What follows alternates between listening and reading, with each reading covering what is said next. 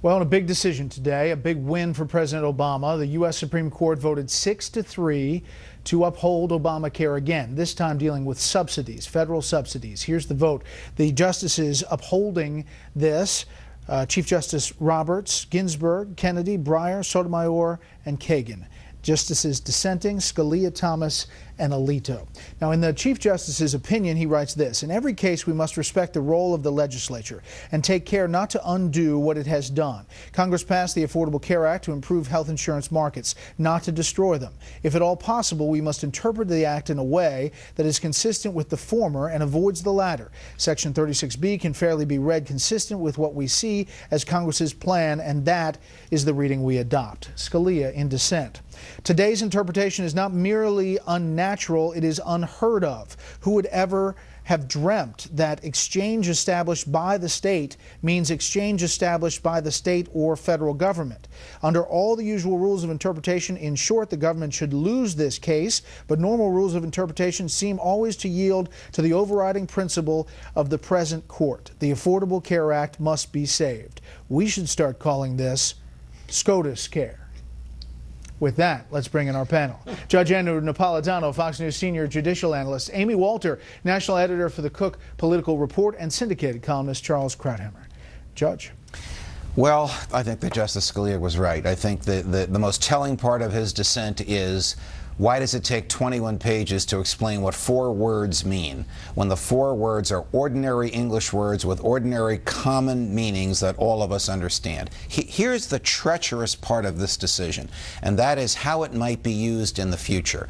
Because the court today declared for itself the ability to take ordinary plain English words, declare them ambiguous in the context in which they're used, and put an entirely different meaning to them than that which was given to the court by the drafters of the legislation. That is almost tyrannical power, and that's what animated this scathing, brilliant, literarily flourishing dissent by Justice Scalia. You know, in Supreme Court nominations, when we see them on Capitol Hill and the hearings, there's a lot of talk about John Roberts. There's a lot of talk about political activism, and is that what this is? No. I don't think. Oh, it is on the part of the court. Oh, yes, on the part of the court it is. Justice Scalia is exactly correct, because this court is willing to do almost anything to save this statute, even that which is unnatural, unnormal, and unheard of, as Justice Scalia pointed out. All right, and the precedents. Your thoughts? Well, I think the biggest irony is that Scalia and Roberts agree on the motive behind Roberts' ruling.